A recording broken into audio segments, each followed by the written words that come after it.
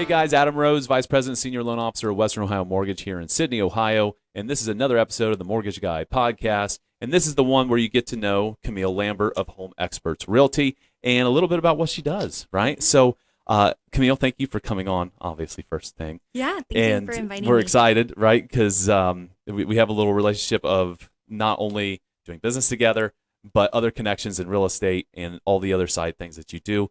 But the first thing I wanted to ask, because we're kind of doing new icebreakers here, and this might be part of our YouTube shorts, is do you have an irrational, and we say irrational because it's kind of odd, right? Fear. Irrational fear. What you got? So you asked the right question to the right person because I'm scared of everything. Actually, I was in a showing yesterday, and a cat ran in the house, and I screamed.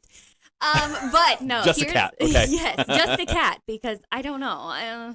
But I have a lot of phobias, I guess. Mm-hmm. The number one is cotton. I hate cotton. I think it's so disgusting. I've needed my wisdom teeth out for 3 years now, and the reason I haven't gotten them out is because Cotton balls? Oh my gosh, it's enough to send me over the edge. I love it. And it sounds like so when I hear irrational fear, it's so funny because that is the perfect description of that. Yeah. Irrational. Irrational. That's an irrational fear. Yeah. So do you ever wear cotton shirts? Like I cotton can wear made them shirts? in a shirt, but like a cotton ball, like Just- absolutely not. It's like that dry feeling. Like And- I saw my kids the other day, like he was like gnawing like on a towel. I'm like, how do you do that? Like Yeah. that dry feeling around. Okay. So that makes sense. That's not totally irrational, really. It's not a fear for me, but it's just weird. Right? Yeah. It's like a weird feeling. Very good. So, Kamille, first off, let's talk a little bit about yourself. You know, where are you from? You know, family, stuff like that. Absolutely. So I was born and raised in Anna, Ohio. Went to Anna High School. It's really far away. If Yeah, you guys are not from around here. I know. And then married my high school sweetheart. And we have 2 daughters. We live here now in Sydney. We've flipped a couple homes that we've lived in, Right. and then ended up getting the deal of a lifetime on a neighborhood when I was in high school that I always said like, oh, it'd be so cool to live back here. And it happened. And it happened. So Meant to be. That's awesome. Living the dream. The number one, my number one priority in life is being a mom. I absolutely love everything to do with being a mom. Good. So yeah, working Home Experts Realty. I've been licensed Realtor since 2018. Yeah. So you're a licensed realtor, and how did you get into the line of work? Like, what kind of shoved you in there? So right? Is it freedom of time? No one has freedom of time in the industry. Just for the record, that is a complete myth. If you think, hey, I'm going to become a real estate agent or a loan officer or an appraiser, it's like, I'm going to have so much time on my hands, I'm not going to know what to do with it. Complete lie. Right. So, absolutely. Sorry to cut you off. Go ahead. I'm actually a second-gen real estate agent. My dad has been in the industry since I went to high school. He's always kind of done business in real estate. He built houses and then sold them.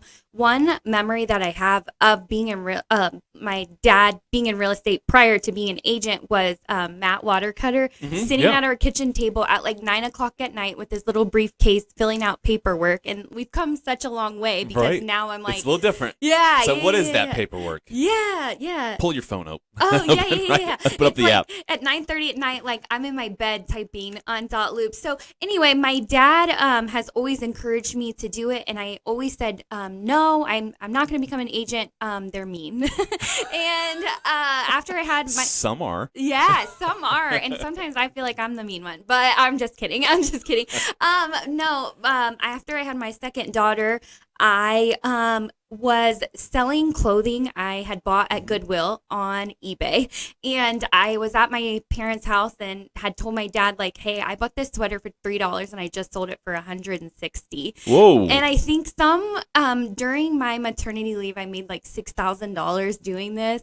And my dad's like, Kamille, when are you going to become an agent? And I'm like, I don't know. And he said those magic words, I'll pay for the course. And I was like, That's all it took. Yeah. That's all it took. Nothing else. Yeah. So I started out, I'm like, I'll sell three houses a year. And then I think in the first 2 months, I sold 3 houses. Right. So, Hit your goal fast. Yeah. And it's been a great time since then. Yeah. So, I mean, about your job, you know, in real estate, I mean, what do you love about it? Is there something in particular that sticks out? Yeah. I think what I love about it the most is like sometimes you're meeting clients for the first time. It's the first encounter you ever meet. And you go to 0 to 100 right in that first 5 minutes. Like you learn the most intimate details of people's lives.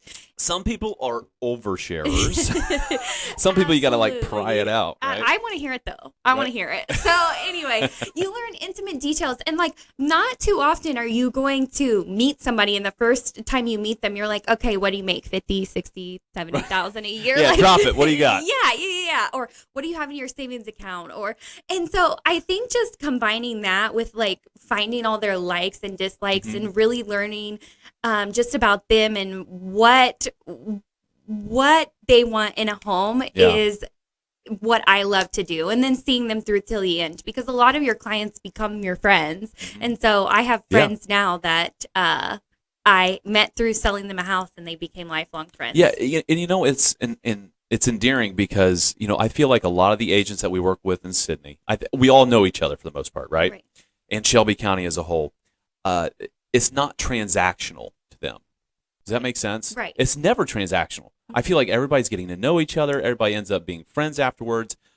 It's very rare for me to go to like a Walmart or a Lowe's or a Menards and I see half a dozen clients every time I go, and you start up a conversation, and it's great. It feels more like community, right? Not transactional. Like, oh, here's that guy. I don't want to see that guy.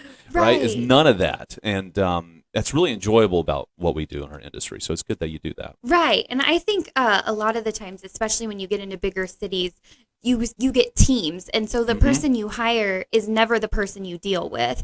And so I think bringing it to Shelby County, like we all deal with each other. Most of the time our kids go to school together. So we're dealing with each other in transactions, but then also we're dealing with each other. Like I know there is one mom in particular, I'll message her like we're classroom moms together. Like, hey, can you come do this classroom party? And it's so fun because you get to meet other agents outside of transactions. Yeah, you really build some really good relationships. So on that topic of getting to know people, so you're heavily involved with some charity, right?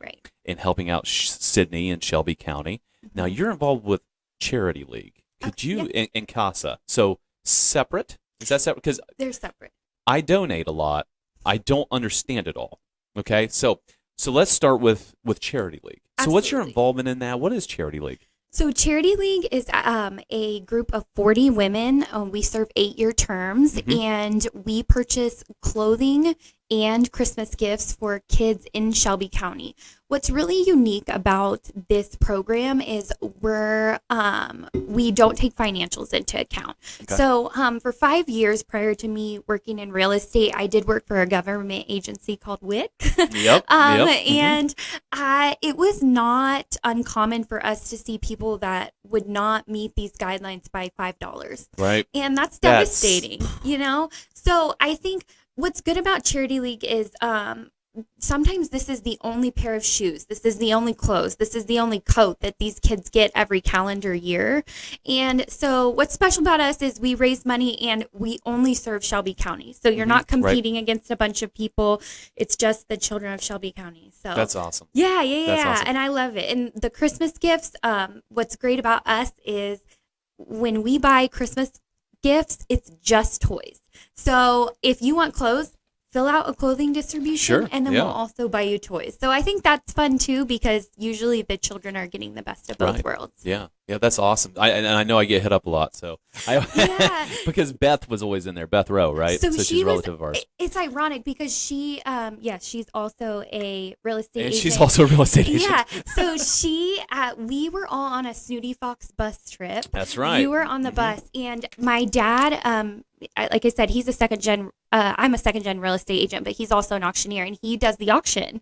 And he was like, Kamille, you have to join Charity League. And so on that Snooty Fox bus trip, I had reached out to Beth, and then she was actually my sponsor. Yeah, there you go. So yeah, it was awesome. I'm always the only guy on that trip. Yeah, I love that trip. I missed it this year because I had a closing. Yeah. So, but no, and Charity League is just great too because again, it's 40 women. We serve it's an 8-year commitment. So it's crazy to think when I joined, like I was just getting into real estate, and now, well, I'm like 5 or 6 years in. I can't remember, right. But yeah, and so, but then you're a lifelong alumni or associate member. So an offshoot of that is CASA. I'm not saying it's connected, right? It's a So, separate organization. Yeah, it's a separate Tell us what that is. separate organization. Now, CASA is in most counties. So if you're watching this and you're like, I'm not from Shelby County, but I'm from Montgomery County, there is still a CASA in your county. Okay. So CASA is a court-appointed special advocate. Mm-hmm. So it's CASA GAL and guardian ad litem. What we do is we're appointed by the judge to advocate for children that are in abuse and neglect situations. So if a child has been pulled from their family due to, like abuse or neglect, Mm-hmm. we go in and we're the voice for the children. So oftentimes you'll see in a courtroom somebody representing mom, somebody representing dad, somebody representing the agency. Well, where does the child fall into that? Okay. So that's what we do. So I have advocated now for 7 children, and I do home visits every month. And then at the court date, I sit in for the children and basically tell judge or magistrate where I think the children fall in all of this. Oh, wow. Okay, so that's not. So CASA is it government backed, almost like a JFS branch, or is it completely separate from everything? It's government backed, Okay. definitely. I'm not quite sure how to answer that question. That's okay. I was just curious because I'm like, man, this is like a whole organization that does all this and Right. volunteers that go into the organization. I assume there's some sort of I don't know. It's obviously not licensing like you're a caseworker. Right. You're not a caseworker. You actually take, basically, I took a course Mm-hmm. and then I had to get background checked. And Right. then basically, like, I got sworn in to do this. That's very neat. Yes. And it was pretty extensive. And it's definitely interesting. The training you see some of like the craziest stuff. Here's some of the craziest stuff. But and then, you basically write reports and make sure, and this is completely volunteer. You do not get paid $1. Oh, Yeah. that's very good. Very good, Yeah. Kamille. And we all get to a point where we would like to help, and we're always like, I'm just too busy. I'm just too busy. But you find a point in your life that you're like, you know what? This is something I'm always going to set aside. And do you see yourself continually doing this indefinitely? Obviously, when as your kids keep getting older, it might get a little bit more challenging for you. But what are your thoughts on that? So I think that you can probably agree with this statement that everything I do, real estate, Yep. anything I do it because I want to create a life for my children Right. that is amazing. None of this matters without my kids. And so the thought, I guess, going into it that there is a child out there that does not have an adult that feels the same way I do about them is literally devastating. And so I want to be that adult to other kids. I want them to know that, I can't repair the trauma that their family has created, and I can never understand what they've gone through, but I want them to know that they have an adult that they can look back on and say, she had my back no matter what. Right. So I think as far as I don't have time, it's my civic duty, or it's been put on my heart to do this. So no matter what, I do think I'll stay involved. I'm in a pretty tough case right now, and I think after this, I'll probably will take a little bit of a break. But I don't necessarily, I say that, and then Bridget Davis, who's the director, if she messages me, I will say yes.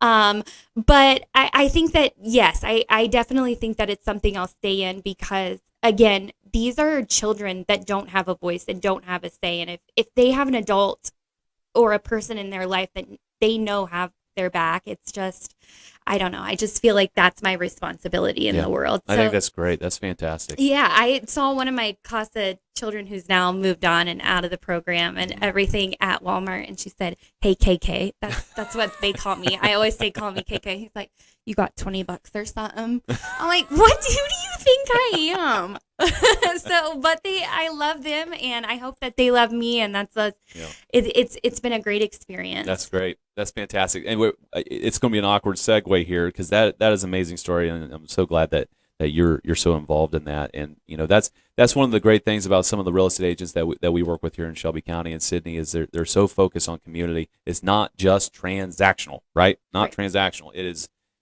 much more than that. So going back to real estate. So if someone was going to hop into your line of work, what kind of advice would you give them? What kind of warnings might you give them? Okay, that people are mean. I'm just kidding. I'm just kidding. Okay, so Thick skin is a piece of it. yes, and it took me a minute to realize that. Okay, so I laugh and say my dad paid for my course, Right. but I cannot stress enough that nobody is going to do it for you. You can have a mentor, you can have somebody that you call every day, but nobody is going to do your job for you. Yeah. And your business is totally self-reliant. And I think a lot of agents go into this and they see HGTV or they see, Yep. I think that was the worst thing that's ever happened, to be honest with you. DIY Network and HGTV might be the worst things out there right now. absolutely. Or they'll see It like, looks so easy. yeah. Oh, or those like Facebook is so big and like I know Home Experts in particular, we're big on Facebook. Like, oh, we sold one, Right. sold one, but people don't see the struggle it is to get there. Sure. Or every single day, it's like, oh my gosh, I never want to talk to these clients again, which you do. Yeah, You because every love 'em. transaction is different, isn't it? Some are Right. smooth and easy. Some buyers are just great, simple, great credit, great everything. Then you run into a property issue, right? Now you're battling with the other side, trying to fix it. And there's just so much that goes on that people don't see until they're really in that buying or that transaction with their agent and with their lender to really get an idea of, wow, this is a little stressful because there's just so many moving pieces. It's just, Right. it's crazy. Right. So on the last thing, I did not email this to you. Oh no. So this is definitely not scripted. Not to say that any of this is scripted, but I give her some topics, at least, that we're going to talk about. Is everybody has some sort of odd or crazy real estate story. Oh no. Do you have one on the top of your head? If you don't, it's okay, because I didn't prepare you for this. Does anything come to mind that you're like, man, I remember that one guy that, Oh gosh. You know, no. I had to tase him. Oh no, that did. Yeah, one time I did have somebody come in and they're like, "Oh, I'm a cash buyer," and for whatever reason, I'll bring my husband into stuff, and for whatever reason, I did not bring him, and I was so terrified of him. I stood by the door with my key, had 911 dialed. And then it turned out it was like my friend's dad. And they Oh, no. never relayed that to me. Did- So I stood there like I was going to call 911. I was so scared because he was like pressing the walls and like doing crazy stuff. But as far as really Checking for wall cavities, to put the drugs in there. You don't know this person. You have no idea what's and going I'm on. thinking like, oh my gosh. I feel like I have all the crazy stories. Here's a crazy one between me and you though. That little green house on Campbell Road. Uh-huh. I listed it a couple years ago, and I went on a little trip with my family, and Yep. I got like 8 offers on it, and Adam and I were emailing back and forth And we happen to be at the same place. at the same place. It was so Yep. weird. It was so weird because I'm like, he texted me. It's like, I'm not in my office. Won't be till Saturday. I'm with my family right now. I'm like, absolutely. I'm with my family right now too at XYZ. And he's like, question mark, question mark, question mark. Is Are we that- the same one? Yep. Yep. And we sure were. We The met Kalahari. up. Yep. Yep, It was that's a right. pretty cool. That was weird. That was very weird. It was a So- meant to be situation for sure. Yeah. Well, I want to thank you again, Kamille, for taking the time to come on with us, and we'll have this out here for you soon, and we'll get this cut up and edited. I honestly think that this is going to be an unedited version, if you're okay with that. Absolutely. Until I said that, then we got to edit that, right? Yeah. So very good. Thank you again for coming on. Guys, that's going to be it for us this week. So make sure when you see the videos, click it, like it, subscribe to it on YouTube, share it with your friends, and check us out on Spotify and Apple Podcasts, and we'll see you next week.